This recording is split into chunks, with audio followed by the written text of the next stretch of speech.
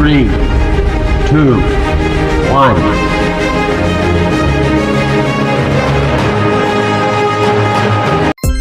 Halo, bismillahirrahmanirrahim. Assalamualaikum warahmatullahi wabarakatuh.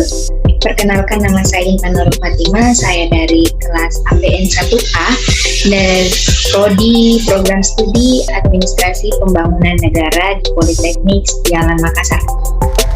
Nah, kali ini saya akan mewawancarai tokoh publik atau public figure bagi kita, sebagai dengan tujuan untuk memenuhi tugas final akhir di mata kuliah Pendidikan Pancasila yang diberikan oleh Ibu Dr. Desi Mauliana. Baik, sebelum kita masuk pada wawancara kita hari ini, saya akan memperkenalkan terlebih dahulu tokoh publik yang saya pilih pada wawancara kali ini, yaitu Pak Insinyur Samsul Hadi. Beliau adalah Ketua Umum dari Lembaga Kajian Nawacita. Beliau ini adalah tokoh publik di mana saya memilih beliau karena beliau memiliki karakteristik atau seorang karakter pemimpin yang patut untuk dicontoh, karena beliau ketika berorganisasinya dari lembar yang dikirimkan kepada saya itu sangat jelas beliau adalah seorang tokoh publik atau public figure yang bisa kita ambil contoh untuk generasi yang akan datang. Baik.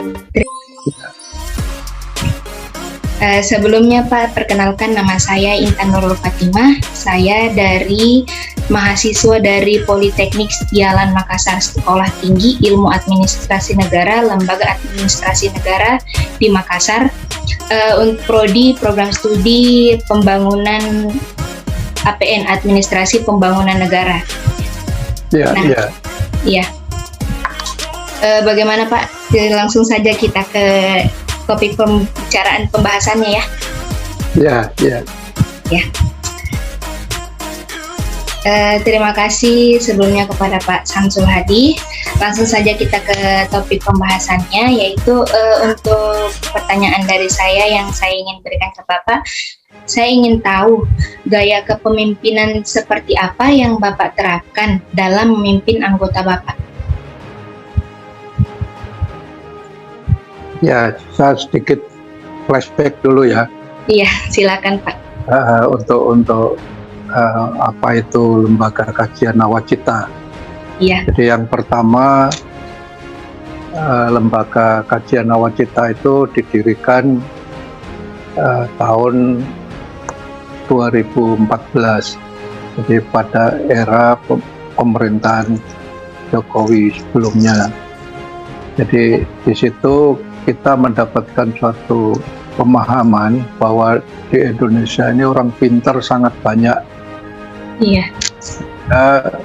Kalau pintar terus jalannya masing-masing, ini tidak kontribusi terhadap jalannya pemerintahan.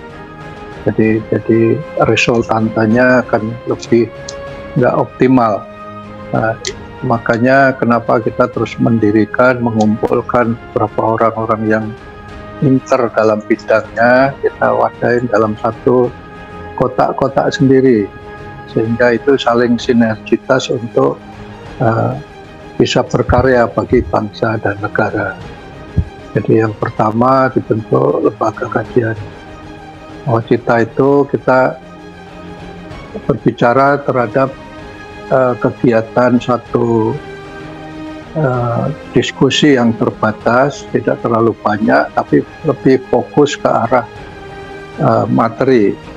Jadi yang pertama misalnya pembahasan, jadi tiap minggu sekali waktu itu, pertama misalnya menyangkut infrastruktur, jadi khusus panelisnya pakar-pakar infrastruktur yang sejalan. Terus di situ ada audiensnya yang terbatas sehingga memberikan suatu masukan, sehingga kesimpulan itu bisa menjadi suatu bahan untuk program kaitannya dengan nawacita. Terus Baik. dua, misalnya topiknya mengenai energi, yaitu kita bicara energi. Jadi orang-orang yang di luar energi ya kita nggak libatkan, karena supaya lebih fokus di bidangnya. Nah, ini yang mendasari bahwa kita akan mengumpulkan beberapa orang yang pandai, yang pintar. Nah, tujuannya adalah kita membentuk SDM unggul tapi yang berkarakter. Kalau unggul tapi nggak berkarakter, ya itu jadi salah sasaran juga gitu. Ini yang mendasari. Unggul berkualitas ya Pak. Berkualitas dan berkarakter. Iya. Kalau nggak ada karakter, termasuk bela negara, revolusi mental dan sebagainya, itu masuk bagian di situ. Nah, terus tadi menyangkut mengenai kepemimpinan. Iya Pak. Bagaimana gaya kepemimpinan yang Bapak terapkan dalam ketika memimpin anggota-anggota Bapak? Jadi kita sebetulnya mengajak semua punya peran aktif untuk satu pemikiran yang terkait di bidangnya tadi. Jadi kita dasarnya adalah membangun kebersamaan. Jadi kita ini komunitas yang berbasis profesional, bukan komunitas yang berbasis massa, terus ngumpul massa yang banyak terus mendukung sesuatu. Enggak, kita adalah bersifat independen, non politik dan profesional. Itu yang jadi komunitas dasarnya. Yang berbasis profesional Ya, itu yang kita anukan.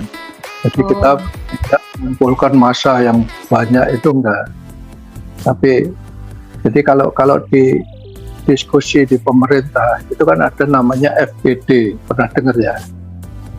Focus Group Discussion. Kalau kita nggak mengenal itu, kita mengenalnya adalah Focus Group Action. Jadi langsung, bukan tindakan diskusi. Ya, ini yang, karena kita tahu bahwa tujuan bernegara itu akhirnya adalah kesejahteraan rakyat.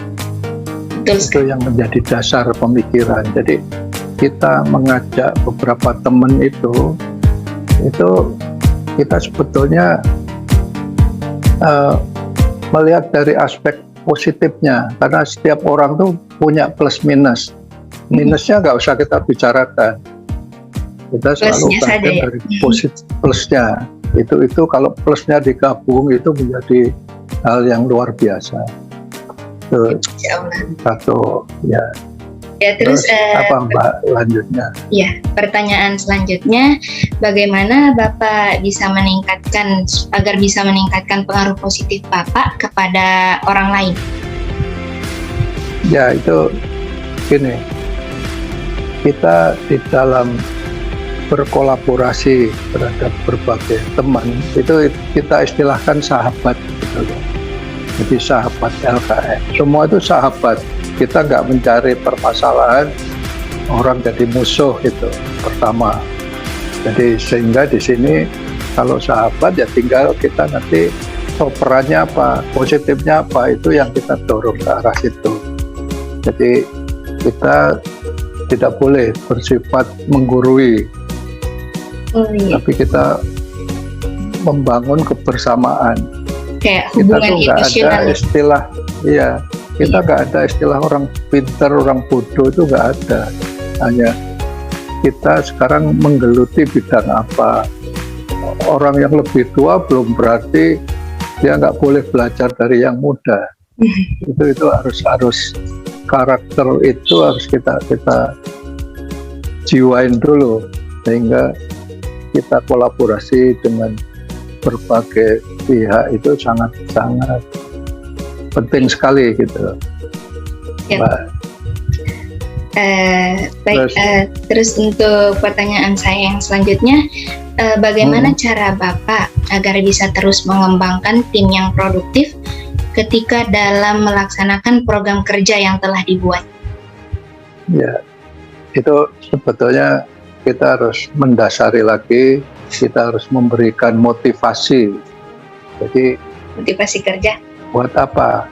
Motivasi kerja, motivasi karya, motivasi segalanya, sehingga mereka akan percaya diri untuk bergabung dengan kita itu untuk memperoleh produktivitas yang nyata.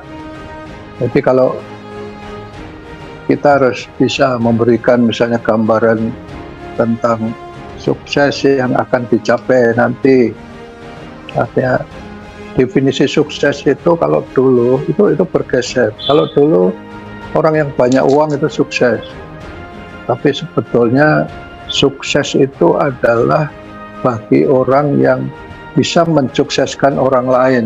Jadi ini baru jadi sukses. Jadi menurut Bapak sukses itu adalah seseorang yang bisa menyukseskan orang lain gitu. Itu harus gitu. Jangan kalau punya uang banyak itu sukses, itu tolok ukur dulu itu. Nah ini harus mindsetnya harus dirombak kita supaya punya nilai kebangsaan yang tinggi untuk masyarakat. Itu kita dibutuhkan suatu karya gitu, karya besar yang positif untuk orang lain.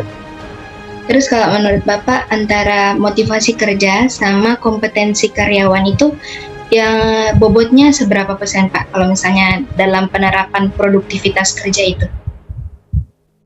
Ya, produktivitas kerja itu kan sebetulnya juga diukur oleh kompetensi, keinginan masing-masing. Kompetensi adalah suatu alat untuk apa namanya menuju kepada hasil kerja. Nah, karena kita kalau melihat dari apa, setiap orang tuh punya motivasi lain-lain. Nah ini yang kita harus bangunkan pengertian supaya mereka itu bisa berkarya, bisa mewujudkan satu karya nyata yang bermanfaat untuk orang banyak. Itu yang sangat mendasar.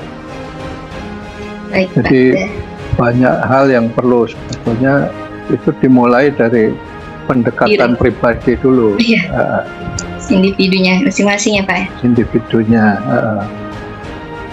Terus pertanyaan saya yang selanjutnya, bagaimana cara Bapak agar dapat terus menjadi seorang pemimpin atau public figure yang baik? Ya itu juga bisa dibuat menjadi sesuatu yang berkesinambungan. Berkesinambungan itu seperti misalnya kita selalu berusaha untuk komunikasi secara intens dan menampung ide-ide dasar dari mereka. Setiap orang tuh pasti punya ide dasar. Nah, kita sebagai yang mengayomi mereka, kita tuh harus bisa mendengarkan. Jadi bukan kita yang promosi terhadap ide-ide kita yang paling benar, enggak. Kita dengarkan mereka semua. Nah, kalau orang punya ide, tinggal didorong aja, diarahkan untuk ide itu bisa terselenggara. Karena banyak orang yang punya ide tapi nggak bisa implementasi. Jadi dia lebih ke toleransi ya Pak? Jadi lebih ke toleransi menerima. Arahnya ke sana, iya. Jadi kepemimpinan di sini artinya bukan kita yang paling hebat, yang paling otoriter itu enggak. Kita ajak bersama secara itu sehingga ini akan banyak berkelanjutan. Kalau di dalam bahasa Jawa itu muwongke, jadi kita memanusiakan manusia, itu yang paling hakiki. Jadi setiap orang itu punya potensi yang luar biasa kalau didorong dengan motivasi dan semangat dan lingkungan yang mereka ya. Baik. Saya sangat puas sekali mendengar jawaban dari Bapak. Terus untuk pertanyaan yang selanjutnya, bagaimana sih cara Bapak agar bisa mengatasi konflik di organisasi yang Bapak pimpin? Ya, dari konflik itu kan sebetulnya bermula dari ego, kepentingan Iya, ego. dirinya itu yang membuat konflik. Nah, kita harus bisa membuat satu kebijakan sehingga kebijakan itu jangan sampai membuat konflik. Jadi kalau misalnya ada sesuatu yang konflik, kita ajak diskusi masing-masing, jangan di dalam forum. Kalau di forum itu saling adu argumentasi, itu padahal argumentasi yang masing-masing lontarkan itu hanya dasarnya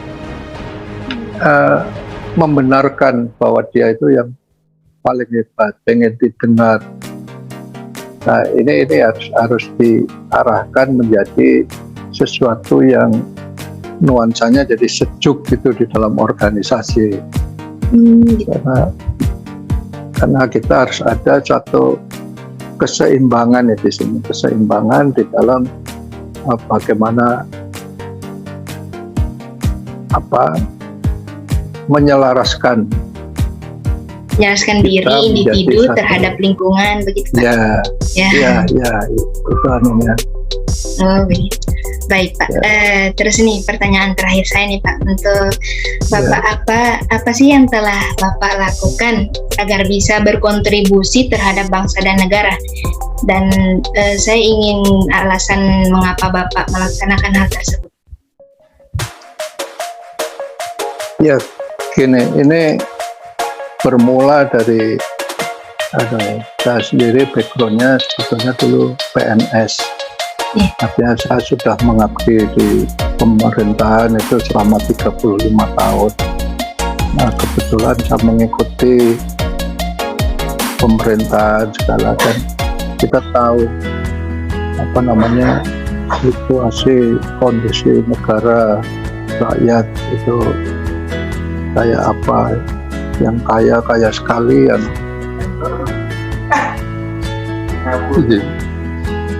kaya sekali, yang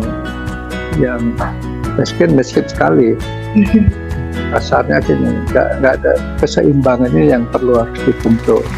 Yang lewat kaya harus diturunkan, yang bawah harus dinaikkan. Nah, kalau yang atas, yang seperti konglomerasi itu kan mikirnya adalah bagaimana menumpuk uang sebanyak mungkin. Nah, ini dengan adanya pandemi ini sebetulnya momentum, itu satu peringatan. Dia menumpuk uang yang sangat banyak, nggak ada artinya kalau dia kena COVID. Iya, betul sekali. Dia harus menyadari, bantu itu yang di bawah itu.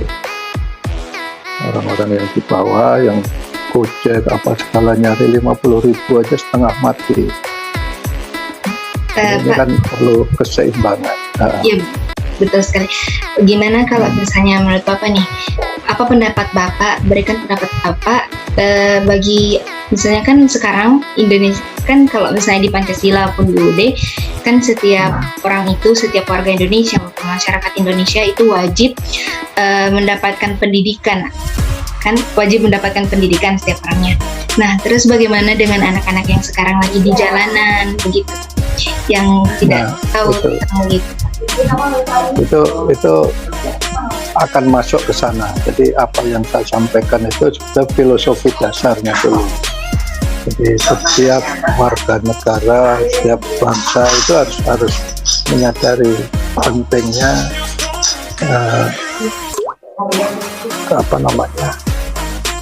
kesinambungan dari NKRI ini, sehingga masyarakat jadi sejahtera. Untuk sejahtera itu bagaimana caranya? Salah satunya tadi untuk hasil bumi, untuk kepentingan bangsa, negara. Terus tadi misalnya anak-anak jalanan, itu sebetulnya itu yang menjadi kalau ukur kita. Kalau perlu sebetulnya yang namanya pendidikan itu nggak perlu bayar, misalnya itu. Tapi kan pemerintah belum siap untuk itu. Tapi harus ada pemikiran kesana. Terutama itu adalah kesehatan dan ekonomi ini harus seimbang dulu. Kemarin kan ada sedikit kesulitan bagaimana lebih dulu kesehatan apa ekonomi soal pandemi kemarin. Nah, tapi sebetulnya pada dasarnya orang hidup di satu negara itu 3 hal pokok: sandang, papan, pangan. Itu korelasinya itu. Kalau itu terpenuhi, untuk menuju sejahtera sangat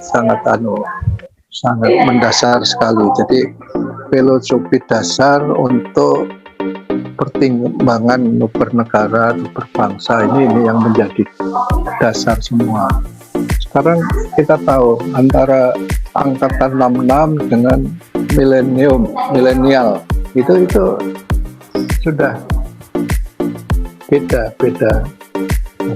zamannya, tapi beda. polanya harus kita saling berkesinambungan. Milenial tuh pinter, tapi dia nggak pernah melihat historical. Baik, sebelumnya saya akan membacakan beberapa hal-hal penting yang menjadi pesan dari beliau tadi, dari tokoh kita pada wawancara kali ini, yaitu Pak Insinyur Samsul Hadi, yaitu bagaimana kiat menjadi seorang pemimpin. Seorang pemimpin haruslah terlahir dari kedalaman dan kerendahan hati yang tulus dalam mendorong seseorang untuk maju, menyamakan perbedaan frekuensi, memadukan berbagai kemampuan dan potensi, termasuk dalam manajemen komite luar negeri, di mana menjadi media untuk menampung aspirasi dari luar negeri, entah WNI yang berada dan menetap di negara lain dan sebagainya. LKN bukan organisasi yang berbasis massa, melainkan profesional, berprofesi dalam bidangnya masing-masing, dan bergabung untuk bersatu dalam berkarya. Salah satunya yaitu menciptakan terobosan baru agar UMKM dapat go internasional. Mungkin itu yang saya dapat ambil tadi, pesan dari Bapak Samsul. Baik, mungkin cukup sekian wawancara kita pada hari ini. Sekali lagi saya ucapkan terima kasih kepada Pak Insinyur Samsul Hadi yang telah meluangkan banyak waktunya, dan juga kepada Ibu Dr. Desi Mauliana yang telah memberikan saya kesempatan untuk melaksanakan tugas final tes akhir saya di mata kuliah Pendidikan Pancasila. Terima kasih. Wassalamualaikum warahmatullahi wabarakatuh. See you.